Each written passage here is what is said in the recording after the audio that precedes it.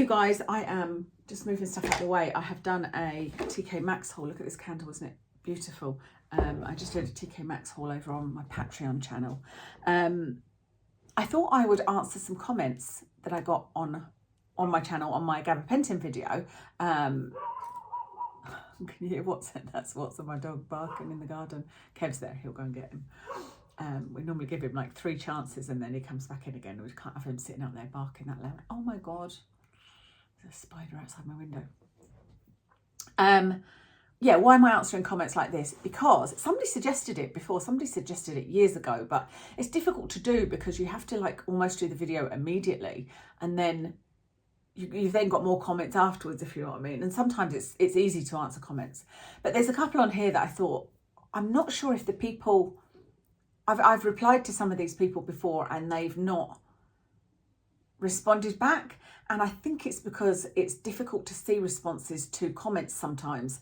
Not everybody gets an alert, and I know that's the case for me. So I thought, you know what, let me go and talk about it on screen and see what you guys think of videos like this, if they're helpful. Because I thought maybe more than one person has the same questions.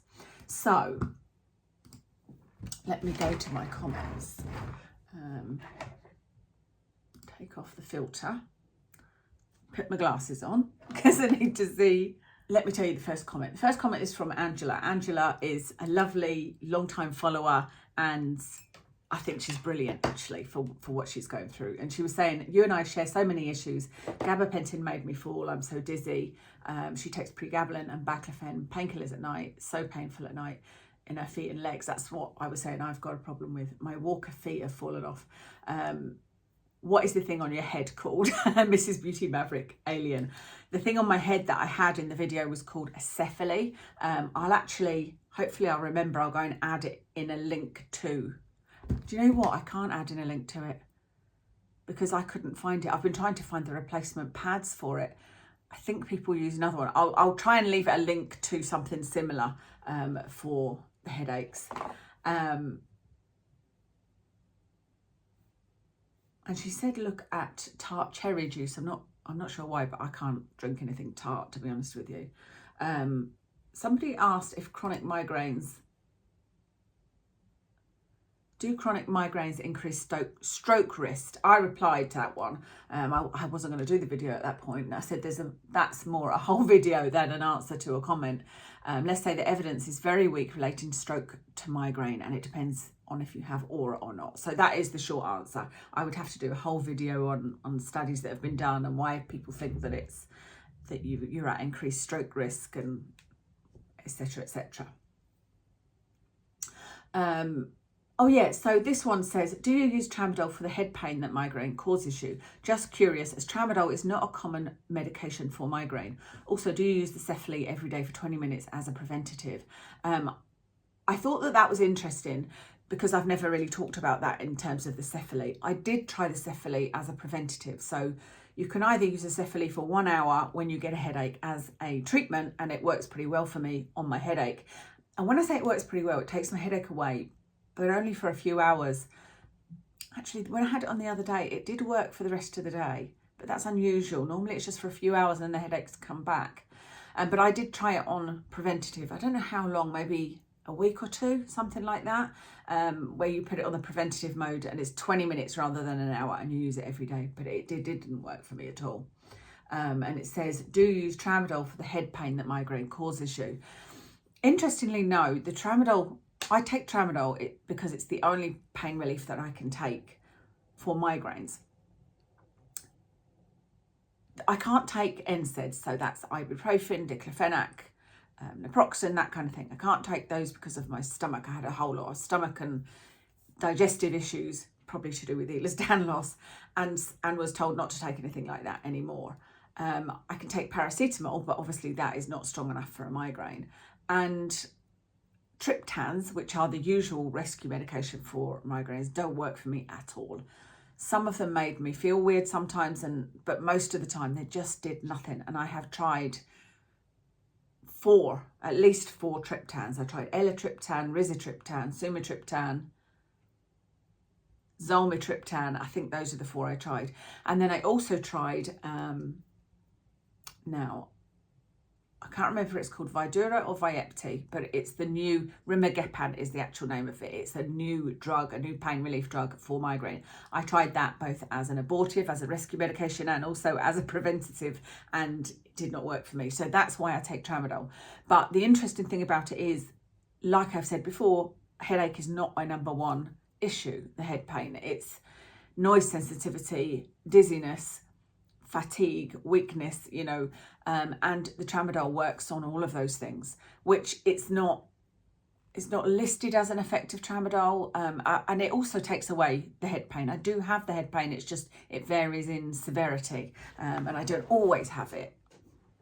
So the tramadol works for everything for me, which is weird. Like I said, it's not supposed to work for dizziness. In fact, some people get dizzy from taking tramadol, but we're all very unique, and it works. My dad actually gave me a tramadol. That's how I ended up taking it. My dad gave me a tramadol when the pain from taking ibuprofen, when it was at its worst and I went to A&E, he gave me a couple of his tramadol and it worked and took away my pain. But I also noticed it took my migraine away. And so that's when I got it from the GP.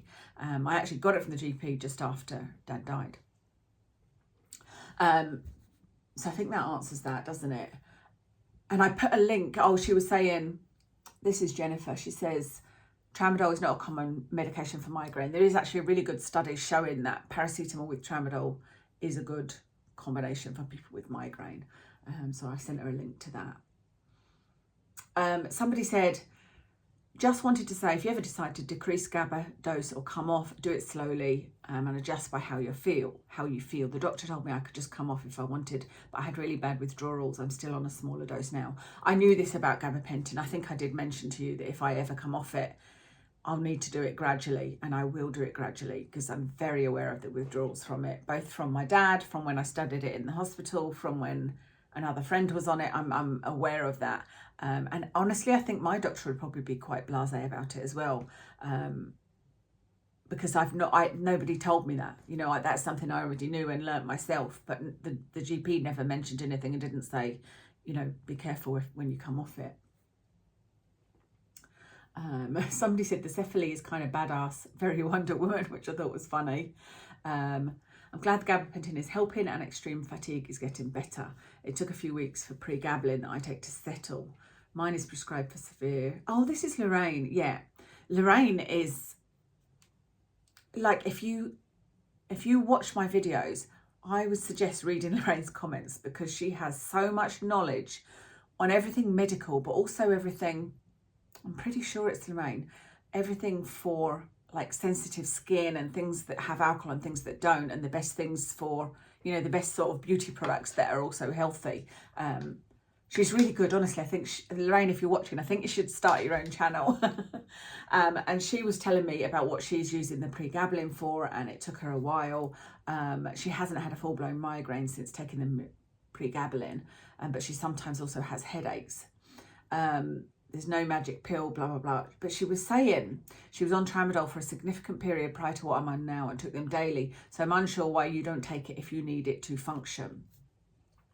And I thought this was one of the things that I was like, okay, I need to do a video. It was this one and another one about nutrition. A lot of people wonder, well, why can't you take it if you need it to function? Because I can't function. Currently, I can't function fully without tramadol. I can't get in my car and drive, etc. And ironically, today is a Friday when I'm filming this. I don't know when I'll get to edit it and put it up. And do you remember me saying in my last video that I was pretty confident that I could just go to the shops today because that's how well I was doing on the gabapentin. Well, I woke up this morning and I felt awful. I didn't just have a headache, I had a proper migraine, and I was like, no, this is not a day to be without my tramadol, because I really had planned on going to the shops and a lot of other things, and I need to groom Watson. I need to finish his groom today. And so instead I'm going to miss one of my weekend ones, which is a bummer. I hate that because I normally look forward to the weekend because I know I'm going to get, a couple of pain-free mornings at least with my tramadol. So instead I took it today. So it's just blooming ironic. And I was saying to you, I had 4 Fridays that were good. Anyway, the reason that I can't take tramadol more than 15 days a month, and actually the GP, I think they say 10 days a month, and I've heard 10 days a month before from other people, is to do with the fact that it's migraine. I think if it was any other condition, I'd probably be able to take tramadol daily. And I am actually in a lot of pain on the other days with my back and my knee and my elbow and my shoulder and all sorts of other things, you know, which I'm trying not to address with the GP yet because I just want to focus on the migraine and get on top of it. But with migraines or any type of headache, it is well known that you can get rebound headaches, and you can get rebound headaches from paracetamol, ibuprofen, tramadol, codeine, any of that kind of thing, any of that kind of drug. There is no pain relief you can take other than migraine specific, so triptans. Actually, no, not even triptans. Even if you take triptans, I think it's 15 days you're allowed them as well. You're certainly not allowed to take them every day. So that's why I'm such a complex case, because I get these migraines every day and they last for most of the day. And I have it most of the time, except for when I'm sleeping, and normally the hour before I go to bed is okay.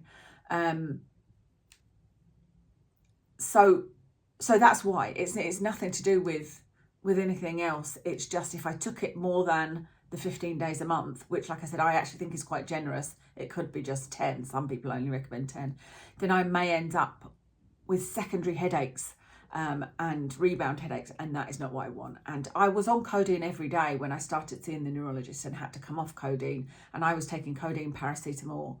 I think I was probably taking ibuprofen at the time as well. Was taking that for a while, and it did help a lot with my migraines, which is another reason it took so long to get to a neurologist. But then that started causing me tummy problems.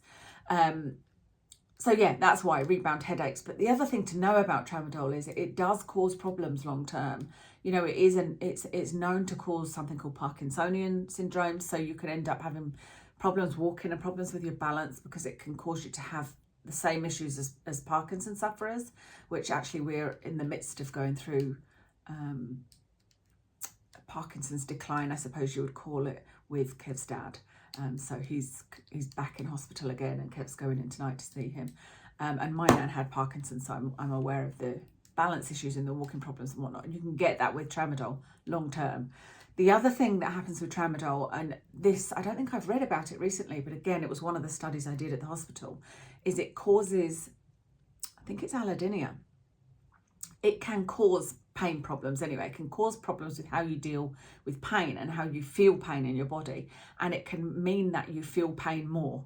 So the type of pain, say you hurt your hand, and then you've been taking tramadol for 5 years and you hurt your hand again, you would feel the pain more, or you could feel the pain more. It's not saying everybody, doesn't happen to everybody, but it is something that happens. And you can get this allodynia, which is a kind of pain where there is no pain. And I think I might have even had a little bit of that, because I've got sort of pain in the top of my legs that feels kind of like nerve pain, and that could be allodynia, you know. So there are long-term effects from taking tramadol too much. So I think the reason I'm not giving it every day is because although I've been having these migraines for 7 years, I've been having them every day for 3 years. To them, it's a short-term condition that there will be a drug that works for, which in itself is good. I hope that's the case. You know, there will be something that works for it, and therefore I just have to be patient. And if I was to take tramadol every day in the short term, it could end up causing me rebound headaches, and they won't know whether the drugs that I'm taking that they're giving me have worked for the migraine or not. So it kind of makes sense. So hopefully that explains it. And thank you for all your comments, Lorraine.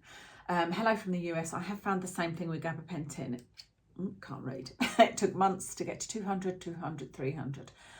And I've been doing a bit better, but like you, I'm struggling to get back on with it, not feeling confident, and driving, walking alone, stairs. Thanks for sharing your experience. I'm not alone. That's how it makes me feel. That's Sue Ellen. And I just read that and I'm like, oh, thank God it's not just me, you know.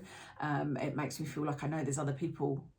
I feel like I'm not just being, not weak, but, you know, lightweight, I suppose, is a more comical way of looking at it. And this was the other comment I saw that I thought, oh yeah, no, I have addressed that before, but it's easier, I think, if I say it.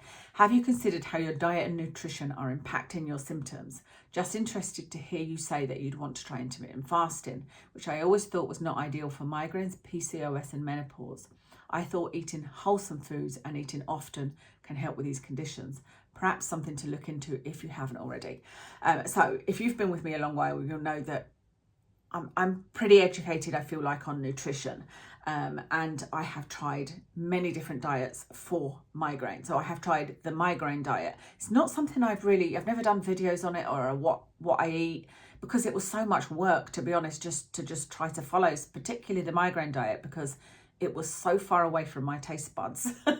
It was not easy. But I did the migraine diet by the Dizzy chef. No, I don't think it's her diet, but she's got a cookbook, which I bought, the Dizzy Chef. I bought her cookbook and I did the migraine diet. I also did the keto diet, which is thought to help migraines, and that did not help me at all. I cut out sweeteners for a while, because when I did keto, I was on no sugar, and then I cut out sweeteners for a while. I've kind of tried everything. And eating wholesome foods, I think, is advisable, if you know what I mean. I think that is just something that's advisable for everybody, and I do try to eat healthy. I could do a whole video just talking about my food taste and how difficult it is for me to eat healthy. I have food phobias. I've been a fussy eater since I was a child, and I don't like vegetables, or many vegetables, but I try to eat better. I try to do better, you know. But also, as I've said many times, the reason I struggled so much with my weight, besides having the PCOS, which doesn't help it, and the hyperinsulinemia, is because food was really the only comfort I got in the days where I was, you know, I've had a migraine all day and I couldn't really make myself anything great for lunch or dinner. A cake would make me feel better. It would. You know, I know it's not good for me, and I need to eat healthier for my heart with those issues, which again would be a whole nother video. But it's difficult because I am a foodie and I love food, and I don't like vegetables, like I said. But yeah, eating wholesome is something that is, like I said, recommended by everybody. And since starting to cook for myself, I'm definitely, I mean, I was cooking before, but I wasn't cooking the healthiest stuff. I'm able to be a bit more experimental now. So I agree with you. The thing that I wanted to point out on here, though, it was saying that, let me read it again. I always thought that was not ideal for migraines, PCOS and menopause. So actually, intermittent fasting, I agree, would not necessarily be good for migraine. There are people that would disagree. But for PCOS, it would definitely be good, because when you're fasting, you're not releasing insulin, and that's good. That PCOS is for most people a problem with insulin. That's where it kind of goes back to. And I think it would be good for PCOS and menopause, because menopause is hormonal. I think any kind of hormonal issue, intermittent fasting would work really, really well. You're right in that it might not work for migraine. And as you say, eating little and often is probably better. I think, what did you say? Eating often can help with these conditions, not with PCOS and not with menopause. That's my personal opinion from the knowledge that I have. But for migraine, yes. But I'm not sure how it would work for migraine. And when I say that I wanted to try intermittent fasting, I don't mean it in terms of the extreme intermittent fasting. So I would never do like eating for between a 5-hour window. There's lots of different forms of intermittent fasting. And I suppose what I would do would probably not even fall into that category, but I'd like to maybe delay my breakfast until 9-10 o'clock in the morning and stop eating at 6, something like that, it is intermittent fasting, but it's certainly not extreme, you know. But just, I think a rest for your digestive system is good. So hopefully that answers that. I have EDS, fibro and POTS. Oh yeah, this was another one from Shell Quinn. We have a lot of the same symptoms. Have you considered that your symptoms may be POTS related? And also you have blood pressure and fast heart rate. If you want info on it, Stop Fainting website is by my NHS cardiologist, who is a specialist in EDS. Might be worth a look. Salt and 2 litres of water and Migraine really helped my migraines. So yes is the answer. I have looked into whether it could be POTS. I've actually done a test. They've done a test where you lie down, they take your blood pressure, and they then elevate you and take your blood pressure. You do another test lying down, then you stand up and they take your blood pressure. And I don't have that at all. I have a high heart rate and high blood pressure. which is more or less under control. Every time I get it under control, it starts to creep up again. But I need to do a bit more exercise. That will get my heart rate down a little bit.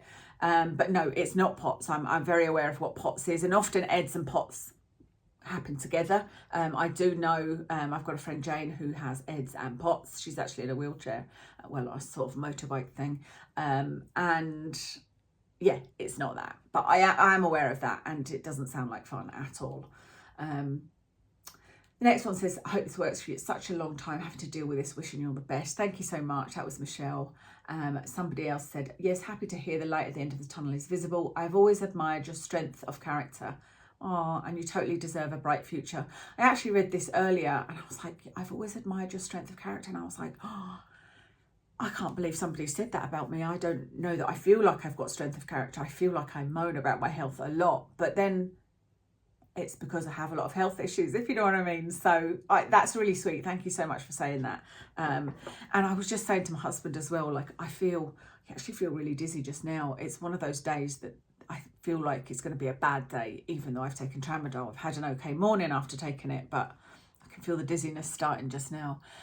But if I have a bad day, I'm instantly like, this is it, I'm stuck with this forever, you know. But then when I have a good day, I'm very, very optimistic. So because this morning I was planning on going to the shops and I woke up and felt so awful, I was just like saying to him, oh, this is it, I'm stuck like this forever, you know. And it totally isn't. I need to find somewhere in the middle. So today I don't feel like there's light at the end of the tunnel, but I need to remember that I have had lots of good days. Well, lots of improvement on non-tramadol days. It's so slow, and it's, you know, I really would just love an overnight miracle, and that's not going to happen. So hopefully I keep going up. I don't understand how the migraine was suddenly so bad being on an increased amount of gabapentin, but you know, who knows how these things work. I am going to stick it out for a month and see how I get on. So let me know if that works for you, answering comments like that, because like I said, I can give a little bit more detail and a little bit more context, and that may be more helpful than me typing. I'll probably reply to them saying I have responded to this with a video. Thank you very much for listening. Thank you all for being there with me on this journey. And I hope you are all finding some solutions to your health issues, and I'll speak to you again soon.